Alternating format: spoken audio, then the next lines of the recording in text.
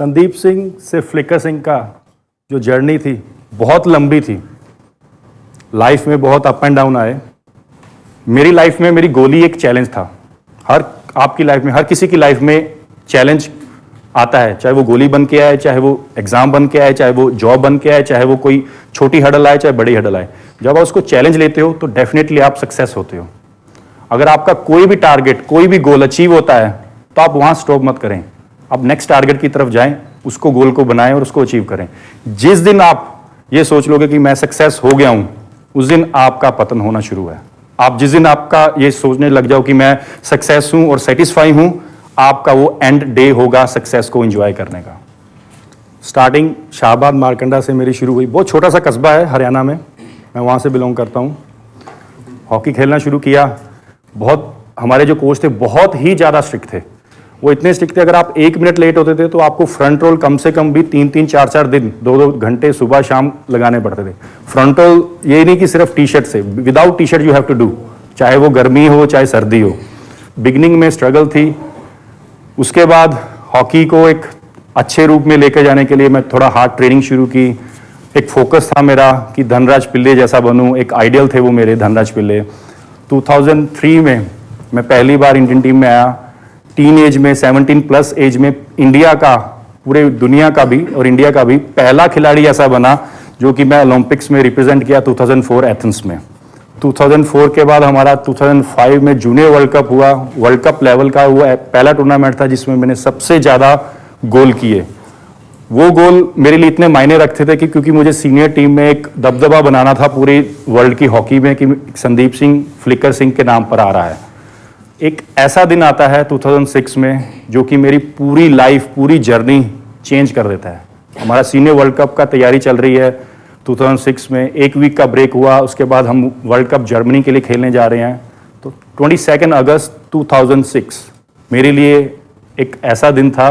सुबह मैं निकला घर से ट्रेन के लिए। ट्रेन दिल्ली जा रही थी, कालका शताब्दी। ट्रेन में बैठा, बैठते ही मेरे साथ टीम पार्टनर था। ऐसा साउंड आया जैसे कि ब्लास्ट, कोई बम फट गया हो। साथ ही कुछ सेकंड के लिए सब शांत जैसे होता है। मेरे कान बंद हो गए, मेरा बॉडी लैंग्वेज, बॉडी सब कुछ डेड। मेरी बॉडी जंप करती है। जंप करने के बाद आई फील किसी ने लोहे की रोड किसी कमर में घुसा दी हो। और सडनली पीछे से एक आदमी आता है इधर और बोलता है कि मेरे से गलती, ऐसे हाथ में गन पकड़ के, मेरे से गलती से गोली लग गई है, गोली चल गई है। 9mm पिस्टल से गोली चली, मेरे स्पाइनल कॉर्ड पर लगी। ऑन द स्पॉट पैरालाइज हुआ मुझे। मैंने अपने पॉकेट से फ़ोन निकाला, उस समय नए नए फ़ोन इस्तेमाल करना शुरू किया था। अपने ब्रदर को कॉल किया, कोचिस को कॉल किया, तो उन्होंने कहा स्ट्रेट वे आप पहुँचो हॉस्पिटल। ऑपरेशन के 3 से 4 वीक लग गए मुझे होश में आने के लिए। जब मैं होश में आया, ऑलमोस्ट मेरा बॉडी का वेट था वो 40% लूज़ कर चुका था। मैं वेंटिलेटर पे था, आईसीयू में था। और जब मैंने देखा मेरे सामने डॉक्टर की टीम बैठी हुई थी, दे सेड संदीप आप एक्सट्रीमली लकी हो, आप बच गए हो। आपके तीनों ऑर्गन, जो आपके बॉडी के तीनों ऑर्गन होते हैं, उसके बीच में से स्पाइनल कॉर्ड को, L2 को टच होकर गोली डायरेक्शन चेंज करके नीचे आई है और सबको रब करके निकली है। लेकिन आप एक्सट्रीमली लकी हो जो बच गए हो। लेकिन हम ये नहीं कह सकते कि आप कभी हॉकी खेलोगे, कभी आप चल पाओगे। आप लकी हो गए कि आप व्हील चेयर पे भी बैठ जाओ। वो दिन था, मैंने डॉक्टर साहब को बोला सामने गेट है, आप जा सकते हैं। मुझे किसी भी नेगेटिव पर्सन की यहाँ जरूरत नहीं है। उसके बाद की जो जर्नी थी मेरी लाइफ की, बहुत डिफिकल्ट थी। 24 घंटे में सिर्फ 23 घंटे मैं जागता था, 1 ही घंटा सोता था, वो भी पिल्स मिलती थी मुझे मेरे माइंड को शांत करने की। वो नीडल्स मेरे टांगों में लगाते थे डॉक्टर्स, मुझे पता नहीं चलता था नीडल अंदर जा रही हैं या बाहर हैं। एक दिन ऐसा आया कि डॉक्टर्स ने मुझे व्हील चेयर पर बिठाया। जब मैं व्हील चेयर पर बैठा तो डॉक्टर्स ने कहा आप अभी बाहर जा सकते हैं रिहैब के लिए। इंडिया में कोई भी ऐसा एक सेंटर नहीं है जहाँ पर अच्छा रिहैब हो। मुझे अब्रॉड भेजा गया। गवर्नमेंट ने अच्छा, हॉकी फेडरेशन ने अच्छा सपोर्ट किया। जब मैं वापस आया तो जो उस टाइम की जो 6-7 महीने थे वो डिफ़िकल्ट थे, क्योंकि नींद नहीं आती थी, अकेला था। और जब आप आदमी अकेला होता है तो उसके दिमाग ज़्यादा रन करता है। तो मेरा वो दिमाग सिर्फ हॉकी हॉकी हॉकी। थोड़ी ट्रेनिंग शुरू की, प्रैक्टिस मैच खेलता था, लेकिन फिर भी क्वेश्चन मार्क मेरे साथ जुड़ता था कि संदीप सिंह फिट नहीं है। और एक टूर्नामेंट आया आफ्टर 6-7 मंथ कि संदीप सिंह को उस टूर्नामेंट में थोड़ी सी सक्सेस मिली। मैंने फिर उसके बाद फेडरेशन को नॉक किया कि मुझे इंडियन टीम में आना है। उन्होंने मुझे एक चांस दिया 2008 में। पूरे 2 साल लग गए मुझे वहाँ तक पहुँचने के लिए। जब मैं वहाँ पहुँचा तो सुल्तान अजलन शाह 2008 में खेला। उस टूर्नामेंट में मैंने 8 गोल किए और टॉप स्कोरर निकल के आया। वो टूर्नामेंट के बाद आते ही मुझे इंडियन टीम का कैप्टन अनाउंस किया गया। कैप्टन तो बना लेकिन रिस्पॉन्सिबिलिटी बहुत बड़ी थी। 2008 में हम क्वालिफाई नहीं कर पाए थे ओलंपिक्स में, तो एक टारगेट था कि इंडियन टीम को क्वालिफाई करवाना है ओलंपिक्स में। 2009 में एज ए कैप्टन टीम को लेके गया सुल्तान अजलन शाह में दोबारा। सेमीफाइनल्स हमारा पाकिस्तान के साथ था। Always neck to neck fight होती है पाकिस्तान के साथ। तो हम उस मैच में 2-1 से जीते। दोनों गोल ही मेरे थे। नॉर्मली गोलकीपर जो स्टार्ट करता है वही मैच एंड करता है। उस मैच में पाकिस्तान का एक गोलकीपर सलमान अकबर, वो ऐसा गोलकीपर है, उस समय वर्ल्ड का नंबर 1 गोलकीपर था। हाफ टाइम के बाद वो बेंच पर और दूसरा सेकंड गोलकीपर मैच में आया। तो मैच जब खत्म हुआ तो कोच मेरे पास आता है तो मुझे बोलता है कि संदीप कैसी फ्लिक करने लग गए हो कि हमारे गोलकीपर को लूज मोशन लग गए हैं आपके नाम से। हमारी टीम के खिलाड़ी हैं एसवी सुनील, जो आज भी इंडियन टीम में खेल रहे हैं। उनके फादर एक्सपायर हो गए थे। तो मैं उसके रूम में गया। रूम में जाते ही मैंने कहा, SV Sunil, it's really sad, पूरी टीम तेरे साथ है, तो आपको क्या करना है? You want to go India और आपको मैच खेलना है। नेक्स्ट डे हमारा फाइनल्स था।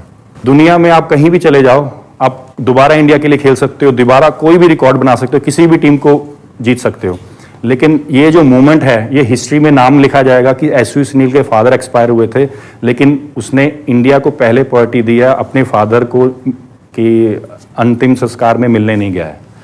देन वो मैच खेला finals and he scored that game. उसने स्कोर किया और हम वो टूर्नामेंट जीते। वो टूर्नामेंट हम 13 साल बाद जीते और उस टूर्नामेंट में सबसे ज़्यादा गोल मैंने किए। टीम का कैप्टन भी था, सबसे ज़्यादा गोल भी किए और उस टूर्नामेंट में मैंने प्लेयर ऑफ द टूर्नामेंट भी लिया। 2012 में एक ऐसा टारगेट था जो मेरा 2008 में जब मैं पहली बार इंडियन टीम में आया था, तो वो टारगेट मेरा फोकस वही था कि मुझे 2012 की लंदन ओलंपिक में इंडियन टीम को लेके जाना है। बहुत सी नई चीज़ें सीख रहा था, बहुत सी नई चीज़ें मैंने डेवलप भी की थी अपने में। तो वहाँ पर फाइनल्स आता है ओलंपिक क्वालिफायर्स का दिल्ली में लंदन ओलंपिक्स के लिए। फाइनल्स हमारा मैच होता है फ्रांस के साथ। उस मैच में फाइनल्स में पहला मैं रिकॉर्ड बनाता हूँ जो कि मेरे आइडियल हैं अभी भी, धनराज पिल्ले। उन्होंने 121 गोल किए हैं, 121 गोल्स। तो मैंने वो रिकॉर्ड ब्रेक किया सेम नाइट को ही मैंने वर्ल्ड का रिकॉर्ड बनाया। 145 किलोमीटर पर आवर की स्पीड की जो मैं ड्रैग फ्लिक करता हूँ, वो दूसरा रिकॉर्ड था। और तीसरा रिकॉर्ड ये था कि मैंने एक ही मैच में इंटरनेशनल लेवल पर फाइनल्स में 5 गोल किए और सेम नाइट को ही मेरा बर्थडे था। मेरी लाइफ में मेरी गोल ही एक चैलेंज था। आपकी लाइफ में, हर किसी की लाइफ में चैलेंज आता है, चाहे वो गोली बन के आए, चाहे वो एग्जाम बन के आए, चाहे वो जॉब बन के आए, चाहे वो कोई छोटी हडल आए, चाहे बड़ी हडल आए। जब आप उसको चैलेंज लेते हो तो डेफिनेटली आप सक्सेस होते हो। अगर आपका कोई भी टारगेट, कोई भी गोल अचीव होता है तो आप वहां स्टॉप मत करें, आप नेक्स्ट टारगेट की तरफ जाएं, उसको गोल को बनाएं और उसको अचीव करें। जिस दिन आप ये सोच लोगे कि मैं सक्सेस हो गया हूं, उस दिन आपका पतन होना शुरू है। आप जिस दिन आपका ये सोचने लग जाओ कि मैं सक्सेस हूं और सेटिस्फाई हूं, आपका वो एंड डे होगा सक्सेस को एंजॉय करने का।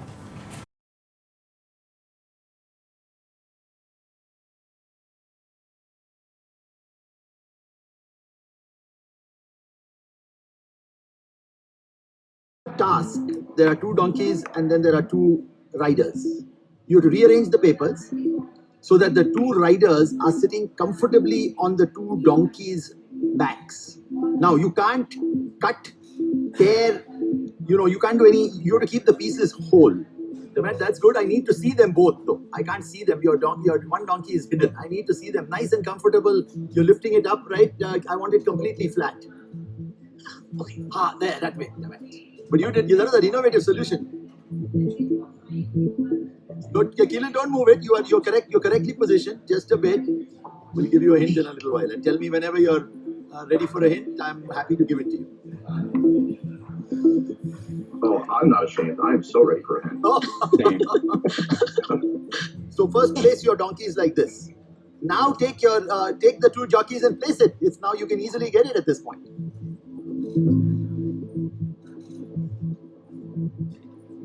Why don't you try a different angle? So far you've only Brian is getting the correct angle. Demet. Oh, you Demet, you got it too. You see what I've done? These two jockeys, you try to put it in this way, but it's actually half of the front horse and half of the back horse. So when you put it like this, your brain is still telling you this is a donkey and this is a donkey, whereas the donkey I wanted you to look at was this being a donkey. So let's just talk a little about it. What happened in our thinking that doesn't allow us to get here? When I started with the donkeys and they're oriented this way, I was anchored on the backs of the donkeys this way as the backs, and I would have never thought to reorient them. Our assumptions become prejudice often, and so we have to be very careful how we start. We started with the wrong foot, probably. The thing, even beyond the orientation for me, was not thinking of ways to combine the three images into like a new image. And I think I kept trying the same patterns of different approaches. The brain is still going back to the way in which it was the image that it had already taken, the way you described it, Keelan, and it's going to keep going back to thinking this way. We refer to this as structural fixedness. This is a kind of fixedness where you think a particular structure is given and fixed, and you can't do anything to change it. And then, of course, there are various systematic tools you can use to break this fixedness. The bigger structure is what drives what our thinking is. And that's the lesson that we are trying to communicate in this. So you folks were fabulous in doing it.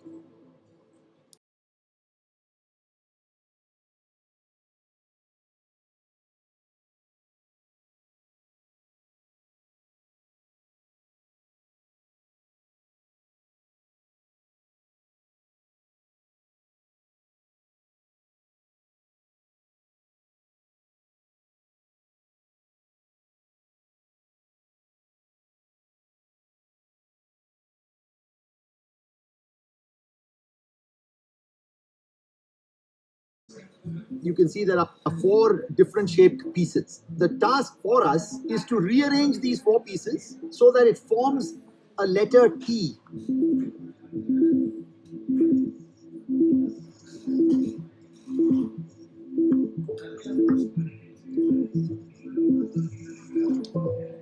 This jag here Yeah. is what's really throwing me, because it's just not square to anything else. Brian, you're absolutely on the right track. So let me give you a hint. That piece actually gives you the insight to solve this puzzle.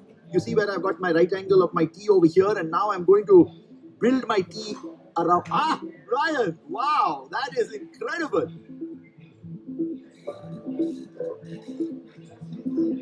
I see Demet is also having done it. Exactly. And now you got the other 2 pieces. As soon as you said that this right angle can only fit in one of 2 places, Yeah. it then became very obvious how to solve it. The purpose of the T puzzle is indeed to do 3 different things. First, you're trying to find the most difficult piece and start working with that first. Whenever you have a difficult problem, we tend to solve the fringes of it, but try and go for the most important part that you need to solve. Second, for that difficult piece, whenever you reach an impasse, it's often better to step back from the problem and try and get some insight. And the third important point is try and reverse one's thinking whenever one can. You want to fit in the right angle. Pause there and change one's thinking and say, do I really want to fill it in, or what if I decided I want to leave it out? Now does it help me solve it? Once that insight came, it was fun to see all of you do a marvelous job with it. So that was fabulous. Thank you again.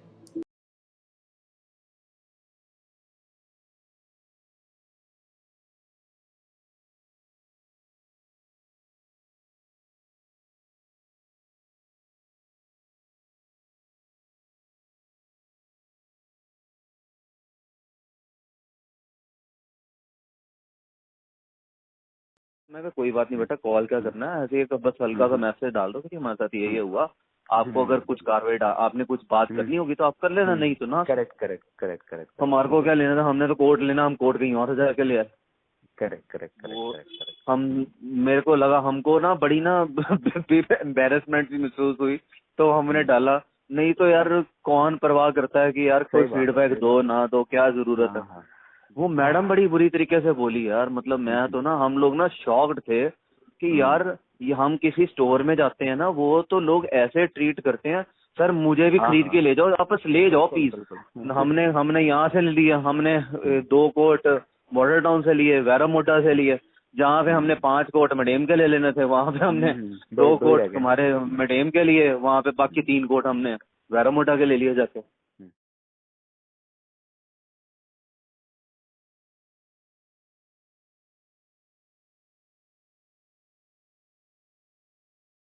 If you were to sit in on our weekly business review, it's pretty different from most business reviews. That team probably spends only about 2 total minutes of the 90 minutes on the numbers, on the metrics of the business, because they actually have ways of seeing every day how they're doing in the business.